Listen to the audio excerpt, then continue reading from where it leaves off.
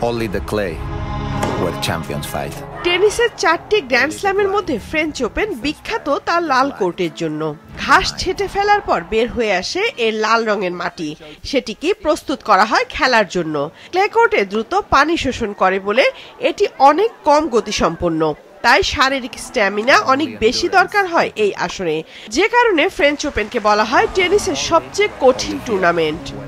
Only at Roland Garros. 2025 আসরের জন্য আবারও প্রস্তুত রোলান গারোর লাল কোর্ট। এবারের আসরে অন্যতম ফেভারিট স্পেনের কার্লোস আলকারাজ। স্পেনের 22 বছর বয়সী এই তরুণকে অনেকেই মনে করছেন কিংবদন্তি রাফায়েল নাদালের যোগ্য উত্তরসূরি। 2024 আসরে আলেকজান্ডার জভেরেভকে হারিয়ে শিরোপা জিতে সেটার জানান দিয়েই রেখেছেন।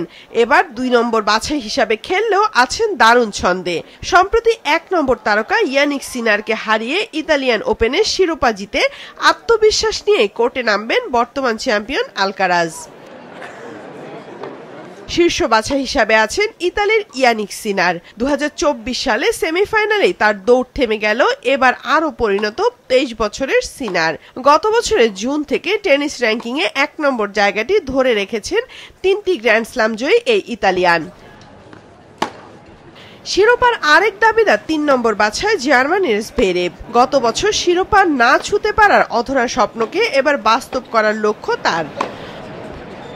গত বছর ইউএস ওপেন জেতা মার্কিন যুক্তরাষ্ট্রের টেইলর ফ্রিটজ আছেন র্যাঙ্কিং এর 4 নম্বরে, যদিও সাম্প্রতিক সময়টা ভালো যাচ্ছে না তার। এমন সব নতুন তারকাদের ভিড়ে যার নামটি ভুলে যাওয়া যাবে না তিনি হলেন নোভাক জোকোভিচ। 37 বছর বয়সী এই সার্বিয়ান ফ্রেঞ্চ ওপেন শিরোপার অন্যতম বড় দাবিদার।